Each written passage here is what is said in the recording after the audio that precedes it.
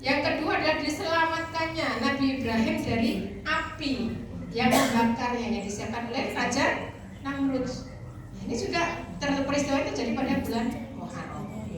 Nah, kemudian apa? Diselamatkannya Nabi Musa ya dari kejaran Fir'aun. Itu juga terjadi pada bulan Muharram.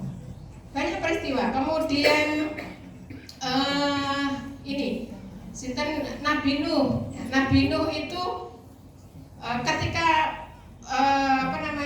banjir bandangnya itu surut dan kemudian beliau didampakkan di dalam sebuah lokasi, itu juga terjadi pada bulan Muharram.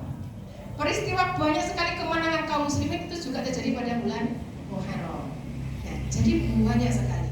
Cuma memang ada beberapa peristiwa sedih juga, gitu ya. Peristiwa sedih seperti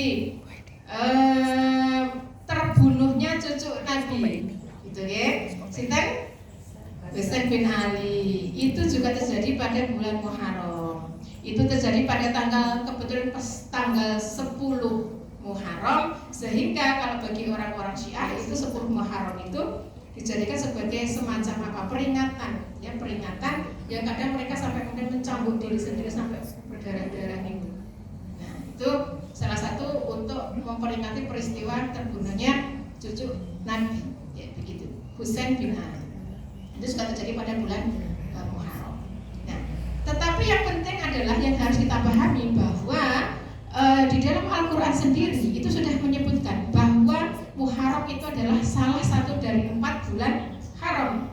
Artinya adalah bulan yang dimuliakan. Niki yang harus kita pegang. Jadi adanya mitos-mitos yang lain dan sebagainya, kita pegangnya niki. Karena itu sudah disebutkan oleh Allah. Allah sendiri yang memberikan ini ya, yang memberikan semacam sebutan gitu ya. Di dalam surat At-Taubah 36 di sana dikatakan bahwa sesungguhnya bilangan bulan pada sisi Allah adalah 12 bulan dalam ketetapan Allah di waktu Dia menciptakan langit dan bumi. Di antaranya ada 4 bulan yang haram. Itulah ketetapan agama yang lurus. Nah, 4 bulan yang haram itu tadi Rajab, Zulqa'dah, Zulhijjah dan Muharram. Nah, ini sudah disebutkan di dalam surat At-Taubah 36. Nah, kenapa kok kemudian ini salah satu ya, kenapa kok dikatakan bahwa bulan Muharram adalah bulan yang mulia? Satu adalah termasuk sebagai bulan haram atau bulan suci.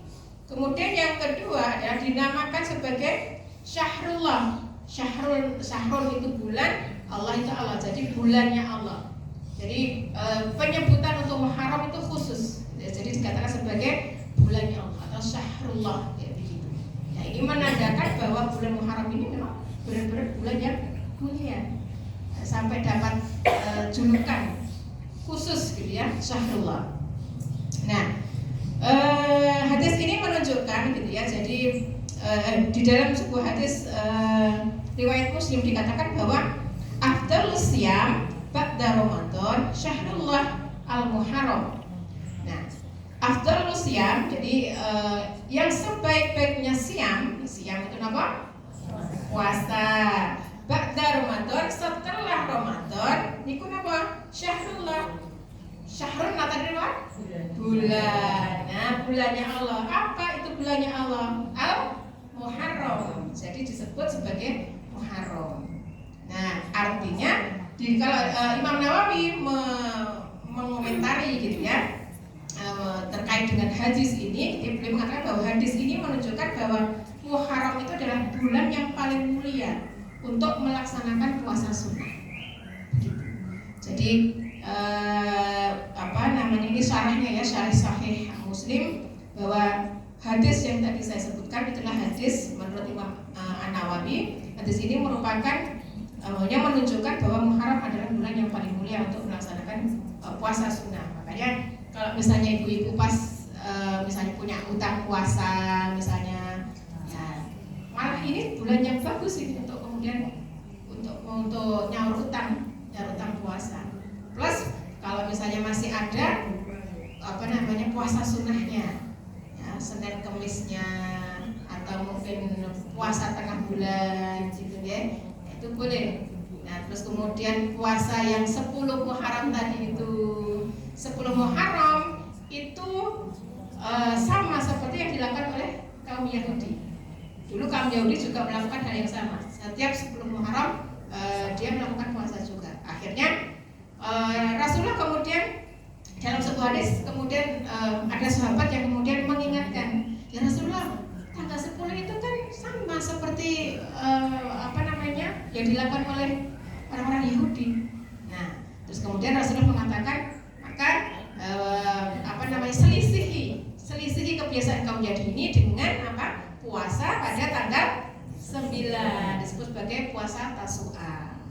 Ya, dilalahe Rasulullah belum sempat melakukan puasa Tasu'a, beliau sudah situ di luar.